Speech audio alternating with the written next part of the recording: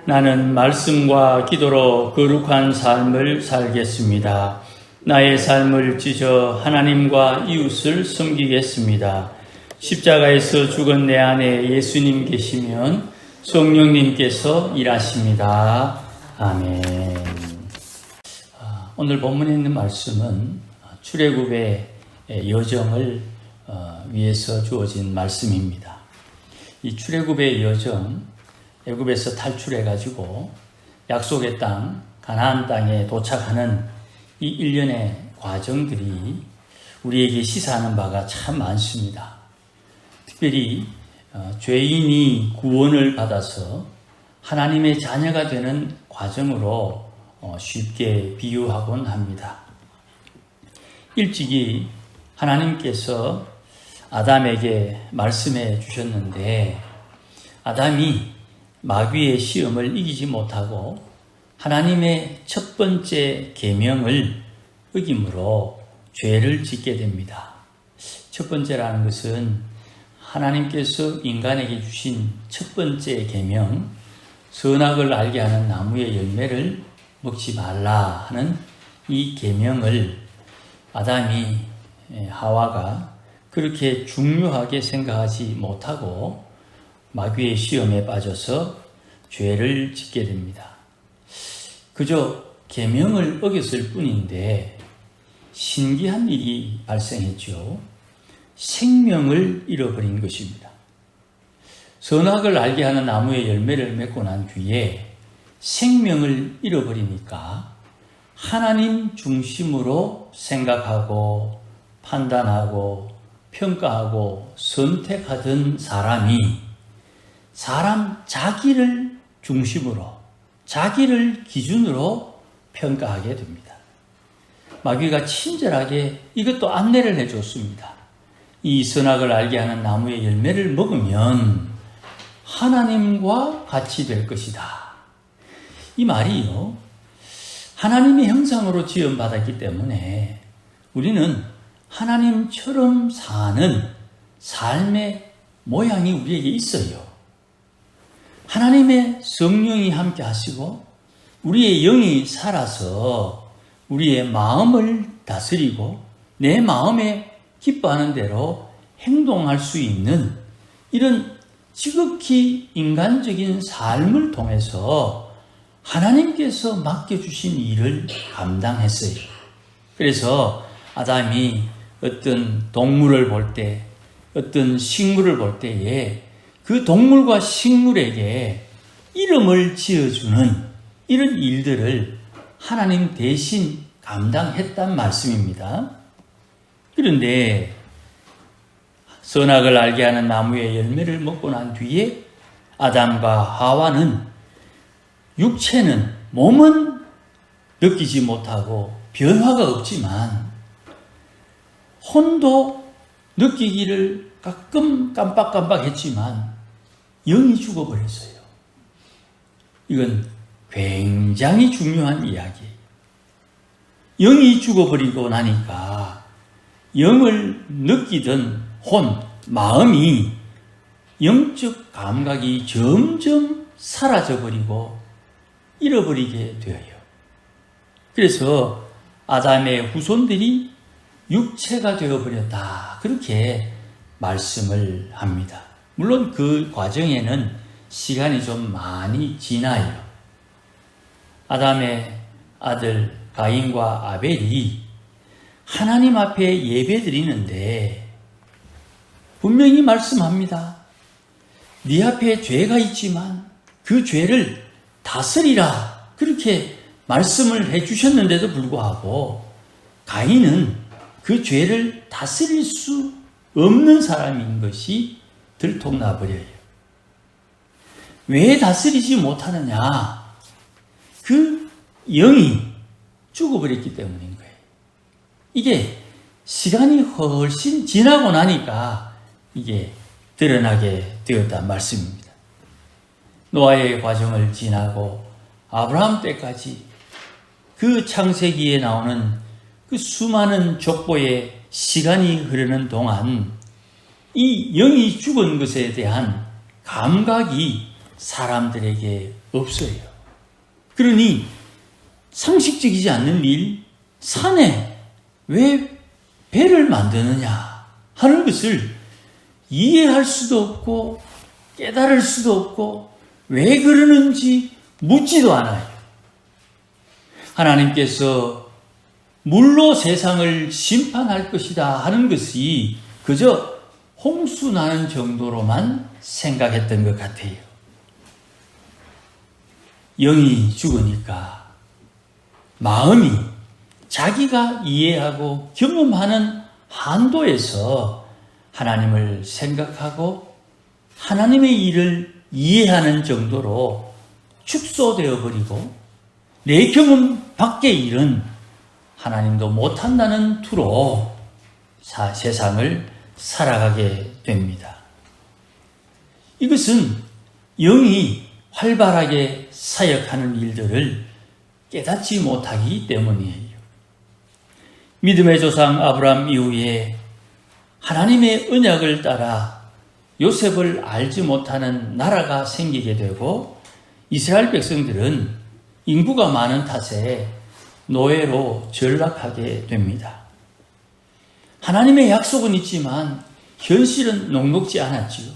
그래서 그들은 고통받는 중에 하나님의 구원을 기다리는 이스라엘 백성으로 흑흑대면서 살고 있어요.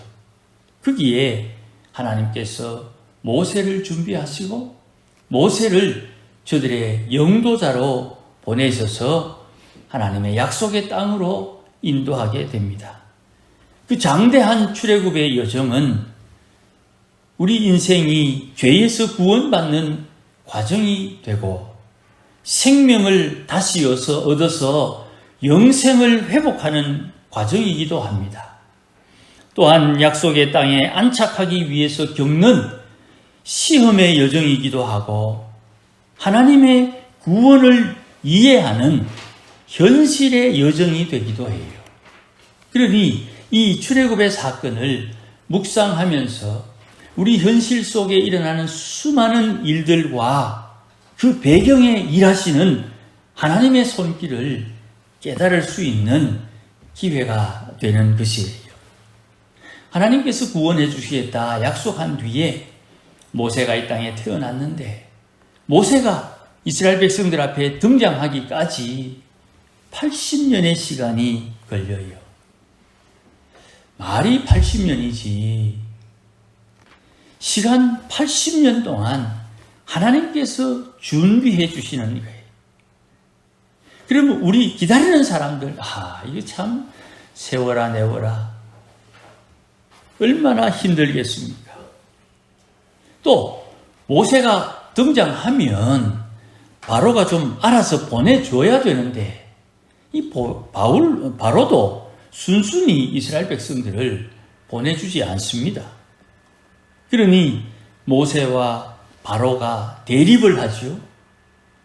승리자는 누가 되느냐? 각자의 주인이 누구냐에 따라 승자와 패자가 판가름 나게 돼요. 내 인생의 주인이 누구냐에 따라 결정이 되는 것입니다.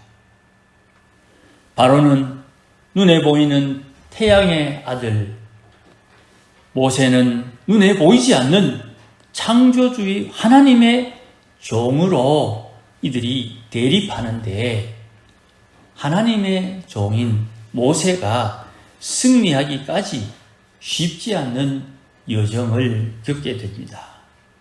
우리가 예수를 믿고 구원받았으니 들그덕 하늘나라가 우리에게 임하고 우리 인생 속에 하나님의 영광이 막 샘물처럼 솟아나면 좋겠는데 내 안에 숨겨져 있는 옛사람의 악한 성품을 지난주일 말씀처럼 파괴하고 뽑아내고 멸절시키고 제거하는 과정이 있고 동시에 하나님의 새 사람의 성품을 심고 건설하는 과정이 함께 진행되는 것이. 그러니 옛사람의 악한 성품을 가지고 있는 동안 아무리 하나님의 귀한 것, 좋은 것을 줘도 그것이 귀한 줄을 모르거나 그것이 내게 얼마나 소중한지를 모르게 되면 예수님 산상수훈에 말씀하셨던 것처럼 귀한 것, 진주를 돼지에게 주면 안 된다. 도리어 너희를 찢고 상하게 할 것이다 하는 말씀에 의거해서 받을 만한 준비가 되어야 그것이 우리에게 제대로 주어지게 되는 것이. 그러니 비가 와도 그릇을 놓아야 빗물을 받지, 뚜껑을 닫아 놓으면 거기에는 비가 들어갈 수가 없는 것처럼 하나님의 은혜는 약속되어 있고 하나님의 복은 우리에게 주어지도록 준비되어 있지만 그것을 받을 수 있는 자세, 우리는 이것을 믿음이라고 말합니다. 하나님 앞에 믿음으로 준비해서 주의 복을 받아야 되는 것이지요. 그런데 이 과정을 알고 있는데도 불구하고 바로가 붙들어서 놓아주지를 않는 거예요. 우리 인생의 여정들을 마귀가, 때로는 내 안에 있는 사탄이, 때로는 우리 주위에 있는 상황들이 결코 녹록하도록 우리를 자유하게 만들지를 않아요. 그러니 저들과 싸우는 것이지요. 모세가 바로와 대립하는 중에 열재앙, 그 중에도 애굽 술사들이 능력을 행해가지고 아이고 하나님이 하는 거 우리도 할 수 있다, 뭐 이런 기대감과 위로를 받는 이런 일도 생기게 되죠. 한번 생각해 보십시다. 하나님의 말씀대로 모세가 지팡이를 던져서 뱀을 만들었습니다. 그랬더니 야 대단하다, 지팡이가 뱀이 되다니 이랬는데 애굽 술사가 뚜벅뚜벅 나오더니 자기도 지팡이를 툭 던지니까 그게 뱀이 되더라. 그러면 바로 입장에서 볼 때에 아이고 니만 하나 나도 한다, 뭐 이렇게 안 되겠습니까? 그러니 하나님의 일을 하는 데 있어서 하나님의 일을 방해하는 방해꾼이 믿지 않는 세상에 언제나 많은 거예요. 그러나 그 술사들이 감당하지 못하는 능력이 나타나니까 바로가 보내줄게 그렇게 말은 하고 행동하지 않고 잔꾀를 부려가지고 위기만 극복하려고 하는 이런 잔재주를 부리는 것을 봅니다. 하나님께서 쏘아주는 것이 아니고 하나님께서 기회를 주시는데 그 기회를 자기 잔머리로 바로가 위기만 극복하고 살 궁리만 하니까 마지막 장자의 죽음을 통해서 하나님께서 하나님 됨을 선포하시는데 하나님은 생명을 살리기도 하고 죽이기도 하시는 분이라는 것을 분명히 우리에게 말씀해 주시는 거예요. 사랑하는 여러분, 그 장자의 죽음을 통해서 이스라엘의 장자는 살려주시고 애굽의 장자는 죽이시는데 얼마나 철저한 심판인지 가축의 첫 새끼도 하나님께서 생명을 가져가 버리십니다. 그리고 죽지 않은 이스라엘의 장자들을 통해서 이스라엘은 나의 아들이다, 그렇게 선언을 하시는 거예요. 그러니 이제 출애굽을 하고 난 이 이스라엘은 특별한 대우를 받는 것입니다. 다른 말로 하면 예수를 믿고 구원받았음을 확신하는 성도는 세상에 똑같이 살고 있는 것처럼 보이지만 특별한 대우를 받는 것과 같아요.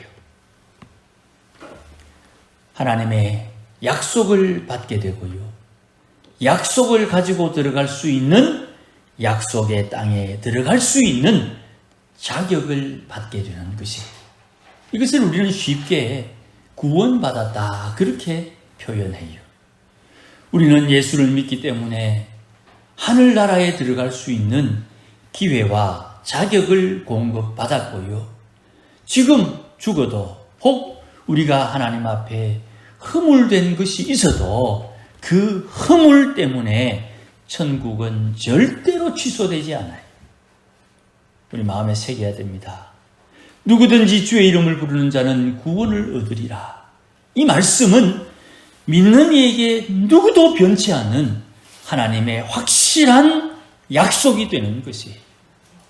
그 약속 때문에 이 세상에 좀 어렵게 있어도 하나님 나라에 분명한 구원의 역사가 있게 되는 것이, 물론 하나님 나라에서 받을 상급과는 또 다른 문제가 됩니다.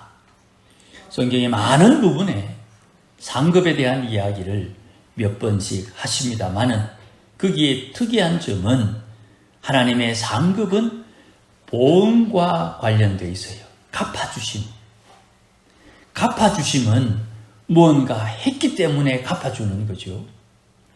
원인이 있으니까 결과가 있는 것처럼 하나님의 보응, 갚아주심은 무언가 하나님께서 정하신 것에 순종하고 하나님의 말씀에 순종한 것에 대한 대가가 되는 것이에요. 그것을 상급으로 표현하는 거예요. 이 상급을 받기 위해서 하나님은 우리에게, 이스라엘 백성들에게, 하나님의 아들인 이스라엘에게 시내산에 도달해서 시내산을 거쳐서 약속의 땅으로 가도록 모세에게 말씀하셨어요. 그래서 시내산을 향해서 가는 길에 홍해를 건너야 되는 것입니다. 시내산 가기 위해서 홍해를 건너는 것이에요. 그 홍해를 건널 때에 홍해 건너지 말라고 바짓가랑이 붙들려고 오는 이 애국 군사들을 하나님께서 허락하지 않는 거예요. 왜 홍해가 열렸는데 이스라엘 백성은 홍해를 통과할 수 있고 애굽의 군사들은 통과할 수 없느냐 하면 하나님의 생명을 가졌느냐 하나님의 생명이 없느냐에 따라 생사가 결판나는 것이. 여러분, 우리는 하나님 앞에 특별한 대우를 받아요. 이유는 생명을 가지고 있기 때문이에요. 내가 하나님의 생명을 가지고 있기 때문에 하나님 앞에 특별하게 대우를 받는 거예요. 그러니 우리가 생명 받은 자로서 사는 삶은 하나님께서 주신 약속에 있다는 것을 잊지 말아야 되고요. 그 약속의 말씀을 내 마음에 새기는 것이 우리의 마땅히 해야 할 바가 되는 거예요. 시내산을 거쳐가게 하신 하나님께서 시내산에서 계명을 주십니다. 이 10계명은 하나님을 발견하고 하나님을 느끼고 하나님의 말씀을 배울 수 있는 기준이 되는 계명이에요. 이 계명을 통해서 하나님을 섬겨야 하는 하나님의 백성의 행동 거지가 정하게 되는 거예요. 결정되는 것이에요. 우리가 하나님을 섬길 때에 이것도 하나님, 저것도 하나님 이렇게 섬기는 것이 아니죠. 애굽에서 이스라엘을 구원하신 그 하나님 외에는 다른 신이 없다. 이것이 하나님 신앙의 기준이 되는 거예요. 우리는 예수님 외에 다른 구원자가 없다. 이것이 우리 신앙의 기준이 되는 거예요. 우리 신앙에 있어서 예수님 비슷한 또 다른 구원자가 있다. 이런 생각은 절대로 하지 않습니다. 그러니 하나님 그분이 누구신가? 애굽에서 이스라엘을 구원해내신 하나님. 그분은 하늘과 땅과 땅 아래 물속 어디에도 하나님의 형상이 없다. 이 지구상의 피조 세계에 하나님의 형상은 사람밖에 없는 거예요. 그러니 우상을 섬기면 안 되는 거예요. 그 하나님을 섬길 때에 사람이 하나님의 형상이라는 것을 알기 때문에 사람은 하나님만 섬겨야 된다. 그런데 하나님의 이름을 빙자해서 하나님 아닌 것을 하나님처럼 섬기게 되면 망령된 행실은 하나님께서 죄 없다 하지 아니하리라. 그 죄값을 반드시 묻게 되어 있어요. 그러니 우리 마음에 잘 정리해서 새겨야 됩니다. 우리는 하나님 외에 다른 신이 없고 그 하나님은 어떤 형상으로 우리가 만나는 것이 아니라 하나님의 이름 거룩히 드러내므로 내 안에 내 마음에서 하나님을 만나는 것이에요. 이 하나님에 대한 이해가 우리 마음에 잘 박힌 모처럼 예쁘게 새겨져 있어야 되는 거예요. 하나님의 사랑, 하나님을 섬겨야 되는 거예요. 그래서 하나님께서 정하신 날, 안식하는 날은 하나님 앞에 예배함으로 하늘의 거룩함을 공급받는 날, 하나님 앞에 예배하는 이 한 시간이 하나님께서 주시는 거룩함을 제공받는 시간이라는 것을 놓치면 안 돼요. 아이고 예배 드리고 난 뒤에 별로 바뀐 것도 없는 것 같은데, 그렇죠? 가랑비에 옷이 젖는 것이에요. 하나님의 말씀을 듣고 들으면서 믿음이 생기게 되고요. 그 믿음이 시험과 어려움을 겪으면서 믿음이 자라게 되는 것이에요. 그리고 내가 누군가에게 폐를 끼치는 것 같지만 그 폐, 섬기는 분들이 하나님의 사랑으로 하나님의 은혜로 섬길 때에는 그 봉사를 받아줘야 되는 거예요. 왜요? 그 섬기는 분은 하나님 앞에 받을 상급을 준비하는 거거든요. 하나님의 사람들은 하나님을 섬기는 법을 이 계명을 통해서 깨치고 배우는 것이에요. 지금은 우리의 자녀들이 다 자라서 가정을 이루었지만 우리가 우리의 자녀들을 양육할 때에 부모를 공경하는 자녀로 양육하는 것이 우리의 사명이에요. 이번 명절에 우리의 자녀들, 손자들 다 오면 우리 아이들, 며느리, 사위에게 이야기하세요. 너희를 잘 섬기는 손자들, 자녀들을 양육해야 된다. 왜? 그것이 너희 인생의 복이다. 5번째 계명이고 약속 있는 첫 번째 계명인 거예요. 교회 가라 그랬는데 아버지 내가 알아서 할게요. 그러면 안 되는 거예요. 나는 교회 가기 좀 그래도 아버지 말씀에 내가 순종해야 되겠다. 그 자세가 하나님 앞에 복을 받을 수 있는 자세가 되는 거예요. 그 계명이 우리를 살려주시는 거예요. 그러니 하나님께서 이것을 가르치기 위해서 오늘 12절 말씀에 산으로 올라와라. 내가 모세 네가 백성들에게 가르칠 것을 내가 돌판에 새겨주겠다. 이거 40일 밤낮으로 배워야만 배우는 거예요.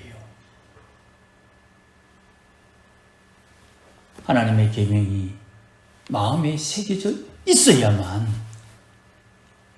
뒤로 넘어져도 안전하게 넘어지는 것이고 앞으로 넘어져도 안전하게 넘어질 수 있는 거예요.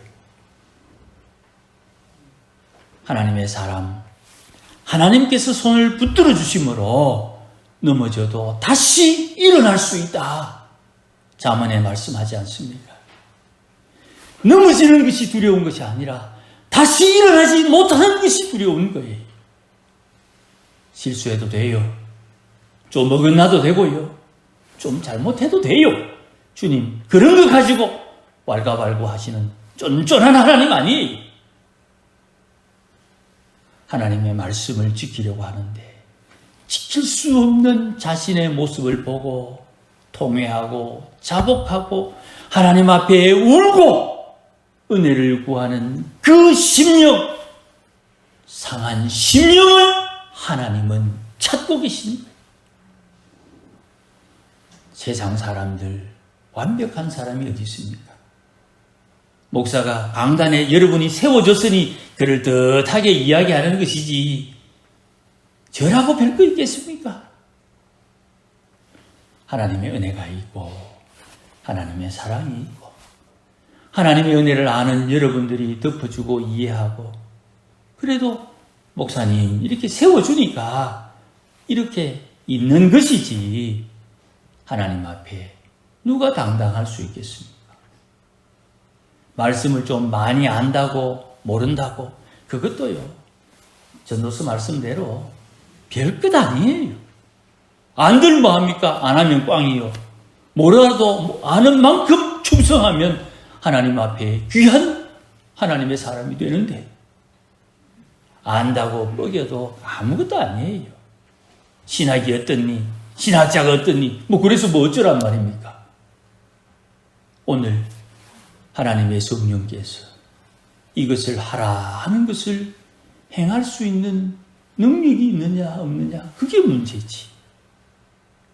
여러분, 모세를 하나님께서 산으로 불러 올리신 이유는 모세에게 이스라엘 백성들을 가르치라고 돌판을 주시는데 이 돌판에 새겨진 계명이 약속의 땅 가나안 땅 들어가서 하나님께서 우리에게 주시는 그 기업을 받았을 때 하나님 주신 것을 첫 번째 지킬 수 있는 실력, 능력, 두 번째 이 기업을 통해서 하나님을 섬길 수 있는 기회를 잃어버리지 않게 하도록 계명을 주십니다.